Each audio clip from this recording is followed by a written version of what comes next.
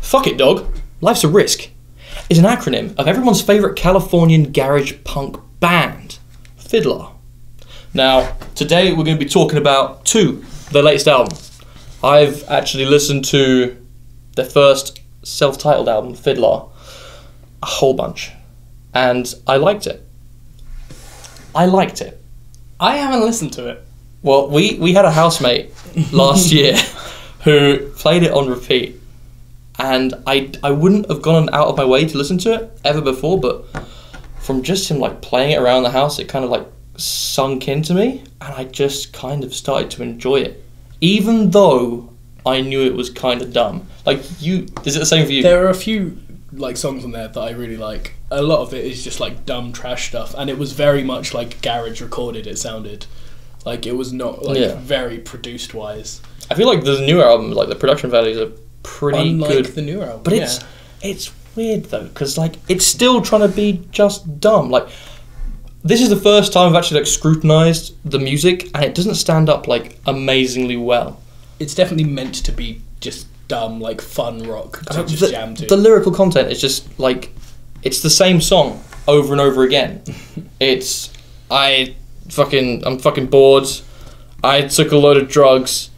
I went surfing once and I liked it.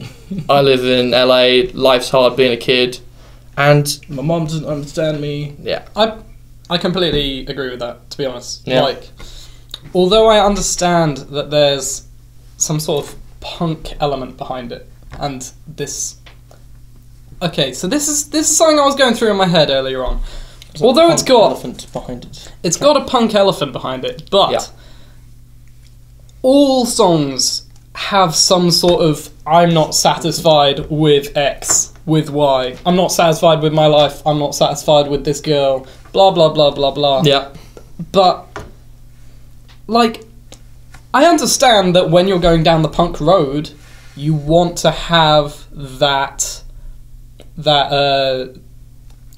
you don't want to kind of agree with things. The way that society is as a very broad principle. It just ends up feeling like really childish. Yeah, but totally. Like, I think like this is like an over-the-top angstiness that gets like really cringy after a while. But like, they got really like successful commercially after the first album. And do you think like that rhetoric is gonna be like viable? Like, can they keep? But that's pretty much what they did on the first album. Like, the first album was very similar in terms of what they were talking about. It's just the way they were talking about it. I think the main difference with this album is that everything is produced nicer, and the songs like musically are written like better. A lot of them. There's a lot, and it's a lot less sort of screechy, and there's a lot more sort of nicer melodies, which definitely will work in sort of like a more poppy context. It won't be like hugely better than the last album. Although I haven't listened to the first album, the production on this album, I loved it. Like, I thought it was great. It was great. The first album wasn't. There was a lot of really interesting ideas that they're trying to explore here. Yeah, like on the first song, it was like they did a load of cool, crazy stuff. Yeah, there was. I love. And throughout the album, to be honest, there was a lot of songs. Everybody's got somebody. That one in particular. Yeah. There were a lot of songs which kind of don't include any sort of interesting ideas, and it's just, we're going to go ahead, write a punk song, and then it's going to be a punk song. And if you like FIDLAR, you'll enjoy it as a punk song. But there were a lot of more thought through and more explored ideas that they were going for. They're definitely not just doing like ridiculous punk stuff. They have loads of little cool bits. I like a lot of the voice effects. They have a lot of different like vocal effects going on. A lot of them are really interesting. There's some quite a lot throughout the album. They have like some weird tremolo on their voice, but it's never too overdone that it's sort of like an annoying like wobbly sort of sound. It's always just like, you sort of every now and again you'll notice it and you'll be like, oh, that's kind of cool tremolo. But even like just the vocals alone as a raw thing, he's a great vocalist. Yeah, he can get the slower, more like low beat kind of vibes going, but then he can also go straight ahead and just knock you out. Not in a physical way. No, he's weedy. He's weedy as fuck, dude.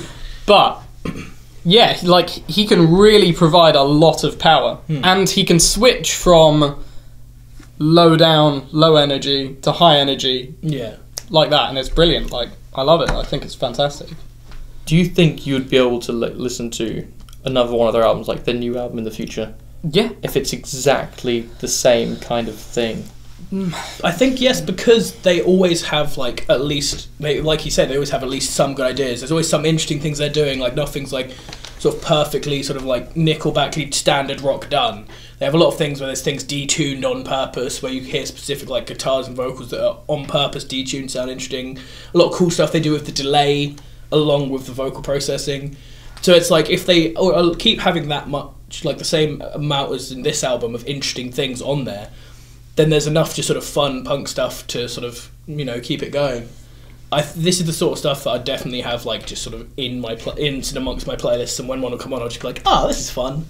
You know, even if it's not one of the more interesting songs, you can just sort of come on and you'll be like, yeah, I like this. But I don't know whether that alone is enough to make a new album that is pretty much the same content. Sure, it'll explore some like more interesting ideas, but if it, like, I could go through and talk about some other stuff in relation to previous albums, but the problem is that if you're coming out with a new album, you want it to be new. You don't want more tracks from an old album kind of thing. You want a fresh approach and idea which still kind of appeals to your older fans as well. And for me, like, I liked the first album so much because it felt kind of innocent and fresh, and now with like the second album, I'm like, it's just rehashed, kind of. I think I can sort of see what you mean, but I think it was just done so much better than the first album that musically I'm just like they clearly haven't changed much. Like it's all the songs are about the same things, and I feel like they've just been given a producer who can in the studio just take their good ideas and make them sound nicer. And I feel like that has made this like a far better album than that. And they might not be able to do more if they don't have more interesting ideas, but... Okay, well, before I praise the album, I'm going to shit on it some more. Okay. With the song Punks. I think it was the second song on the album. And it was just like cock rock. Like it's exactly the same as like every song on the Royal Blood record. It took that exact same blueprint and just did that. And I've seen it in like a few other bands as well. They have just like one random song, just cock rock song on their album, and it's like just trying to like ride that wave of success. Do you know what I also think it is? Because me and Little Kid were talking about this in terms of Muse's new album, and I think a lot of it is because that sort of stuff works really well live. If you just have like a big, powerful, distorted riff, I think a lot of people put one on there because they're like, that's one that people dig live. And if we can have it one on the album, so they'll go, oh yeah, that one from the album, and it can be a good live thing. I think that's a lot of the reason why people put it on there. But I totally agree with the whole, everyone kind of has one, and you're just like, yeah, okay, that's that song next. I'm gonna have to jump in and say that I don't necessarily Punk's agree. Best song on the fucking album. Punks, I fucking loved it. I thought it was pretty good.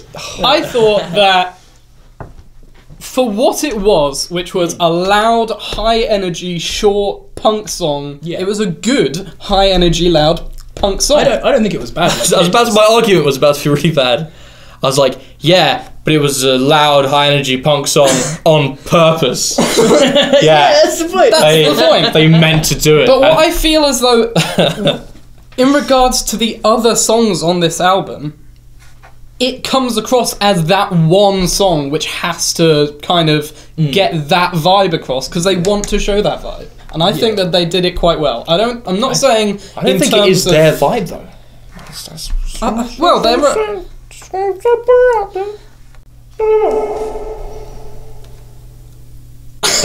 don't breathe on me, baby bell breath. So but you are saying that they're a punk band. Yeah. Right? So they're gonna have some classically punk songs.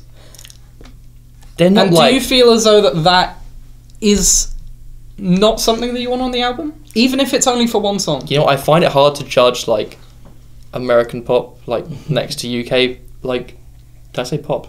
You said I did say pop. I meant to say punk. Next to like UK punk, because UK punk's just fucking better. That's the end. Oh, nice one, Phil. Every time. Could I have screwed it up any worse for you? Yeah, probably. Yes. I guess we could just edit this out after. Nice one, Phil. The third song on the album, West Coast, which was like the single, was by far the best song on the album. It was fucking Like brilliant. it was at least twice as good as any of the songs on the album. I really listened to that and I was like, this is like a summer punk track. Yeah. This totally. is really good. It's Like, great. and it shows their diversity as well, because it starts off with this kind of like kiddie kind of thing going on. Exactly.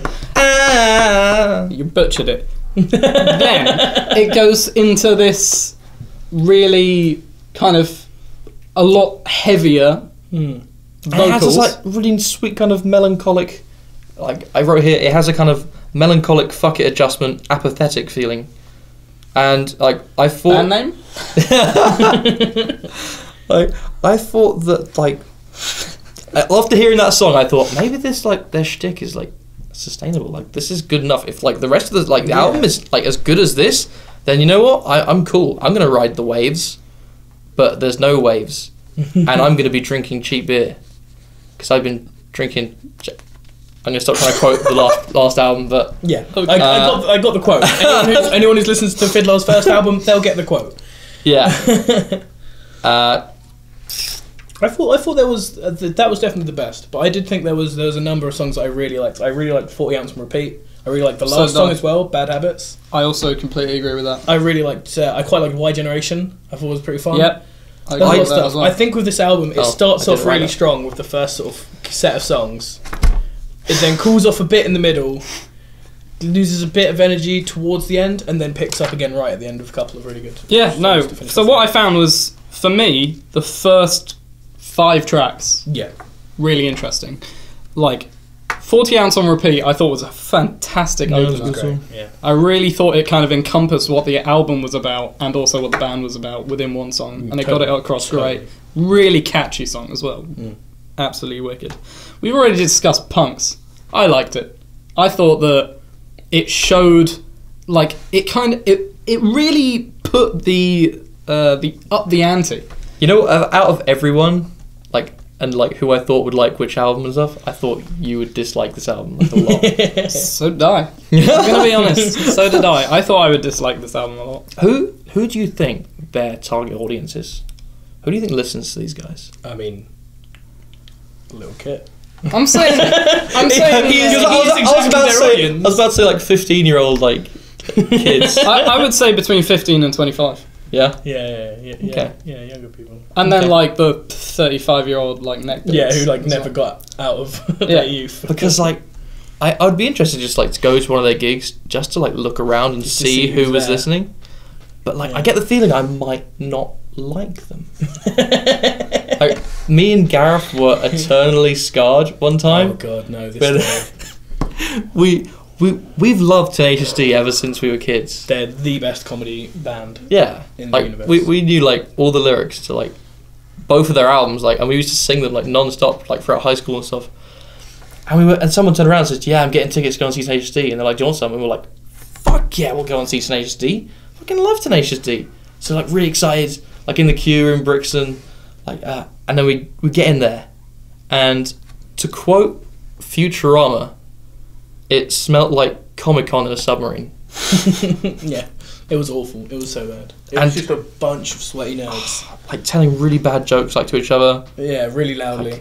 Yeah, I feel as though there are definitely some bands where they appeal to a demographic which you're not necessarily related even to, if you but like the band. because they have such a wide kind of variety as to what they do, especially with comedy, because anyone can like comedy. You Yeah. can appeal to anyone. But it's put me off doing anything. Like, I'm interested in anything. I think, like, let me stereotype the kind of person that's interested in this. It's like I really want to Oh yeah, I'm not joining that society. I really want to go see Ed I'm not going to Shikari. that. I really want to go see Ed Shikari. But I think I'm going to hate almost everyone in that everyone's audience. Everyone's gonna have like a fucking Will Nelson hair. Yeah. I don't think. I I don't necessarily But agree dyed in that black. sense. I quite like the band, and I quite like Will's hair. Not gonna lie. okay. I wish I had the hair. Okay, but I don't like the music. Get off my back, man. God, this guy. I bet you don't take drugs and go surfing. Back to FIDLAR, nice. I bet you sit. Yeah, let's get back on. Someone has to get there. Okay, so we've already gone through 40 ounce on repeat. We all like that. We all like great. West Coast. It's great. Y Generation It's was great. pretty good track as well. Sober. What did you think of Sober? Sober actually is one I did write about and I forgot to talk about. I like the song, but I hate the whiny, moaning ass talking. Oh, it's so bad. It's so bad. Okay, And I've just read here like I was honestly worst thinking about song. I was sober. I was honestly thinking about it the other day because I was listening to Sober on the walk in, and I was thinking about it, and I thought I think this song would be so good if they just took out their voice and just had the intro, because it has some really interesting like beat skipping stuff happening to the guitar during the bit where the whiny ass vocals happening. If they just took out that vocal, This is what I think. Like the whole oh my god, don't tell me what I do. Like spoken bit at the beginning, like with the whiny American accent. Like they could have gotten away with it in 2003. yeah, But totally. But it brought the whole album down in my opinion. But the thing is, I really like the chorus of that song. I think it's really catchy and nice. I have to say though, what he's saying when he's putting on this really whiny American accent is he's pretending to be a really whiny American. Yeah. It's obviously making fun and it's of them. working because it's really annoying. Yeah. It's one of those things. So it's like the thing with Chainsmokers with Selfie. Like if you take that like song as it is, it's making fun of people who are annoying. And we can all sort of get behind that as an idea, like, yeah, make fun of those people who we all make fun of because they're annoying. But it parodies them so well that it just becomes annoying sonically. Like, and you just don't want to listen to that anymore. You're just like... But you know I what? guess so. It all feels pretty self-aware, I think. Yes. At the end of the day. I think they know what they're doing. They know exactly what they are. Yeah. just because no one else has mentioned it, the song Overdose. Yes. I liked it. I loved it. I liked it a lot. Gareth didn't like it that much. I that bit of the album I didn't like as much, but I didn't think it was. I didn't think any of the songs on this whole album were bad. There was not a song on this album that was like that is bad. Yeah, There was just I wasn't as interested in it, but it was a nice song. There were a couple favourite of songs which I really thought weren't good though. There were some songs, well, there were quite a few songs which I would rate average to the point where, you know, it's a track which you'd probably skip over, but you could listen to it. Totally. But there were two songs for me that were average to the point where I would skip over it almost every single time. Leave Me Alone. I didn't like it.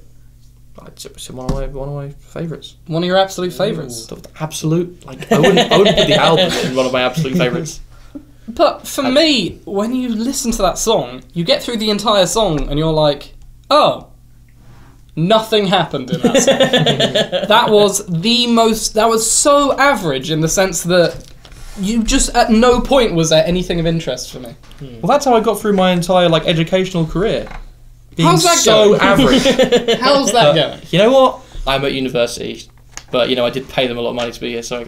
Yeah. The other one, Hey Johnny, for the exact same reason. Yeah, I got through the entire song with nothing jumping out at me and being like, grabbing my attention. I really felt with those two songs that there was just nothing to add. But for me, the best ones were West Coast, Leave Me Alone, which controversial, I know, guys. I'm sorry, and Overdose, and Sober Can Suck a Dick. I thought the last song on the album was great. Was really fucking awesome. Yeah, I thought it was not only that, but you know how I said with the 40 ounce repeat was great opener. absolutely It was a great great. closer, yeah. It was so good. that's true. It did exactly the same as what 40 ounce repeat did. It put a catchy, maybe not as catchy, but a catchy song that was encompassing of the entire album. Totally. And it was a long track as well, and it featured a lot of great production on it. I loved it. I thought it was great. Sweet. So, how would you guys rate this album? I think this was a lot of averagely good songs and a few really good songs. I think it overall was well produced. It fit their style a lot. I would say like 8 out of 10. 8 out of 10, that's high. I would say like a weak to average 8 out of 10. Okay. Should I go? Okay. Yeah, go for it. So, I'm going to say the exact same reasoning as Gareth. Some really good songs. A lot of average songs and good average songs. I'm going to give it a 7 for that reason. Okay. I was going to give it a 6. Whoa. Interesting. But I think 8, it's a little bit high up. Because, like, I would rate some, like, Chili Pepper albums I loved, like, at 8. Yeah, I know. Okay. I really like this album. It's a great album. Yeah, so... I'd recommend this album if you're into that kind of... Yeah. I'd recommend at least parts of this album to anyone. Like the better songs, Yeah, I'd say. I'd agree with that. Like, check out West Coast to anyone. Yeah. And there's a couple songs like that. The 40 Ounce on Repeat and Bad Habits, I'd say anyone check out. I actually put, like, I have a playlist that I only put, like, songs I really, really want to fucking listen to. And I actually put West Coast and Overdose on it. And I'm actually going to listen to it, like, on a regular basis. I'm going to have quite a few of these on my regular playlist. Yeah. So you could put 2 of them onto that playlist, but you would still only give it a 6? Yeah. Fair enough. I thought those songs were great, but I didn't think the rest of it was, like, really good enough. As an album, if we're judging it as an album, then I give it a 6. Okay. Thanks a lot, guys. This is a Sonic Squeeze. Signing off. Peace.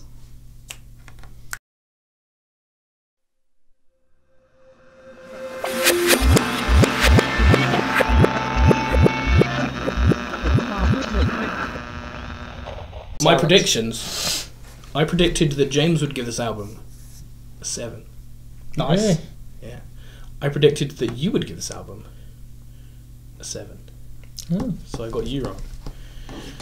What did you predict you would give this I album? I predicted that I would give this album an 8. I was correct. How does he do it? Having my last day. Witchcraft!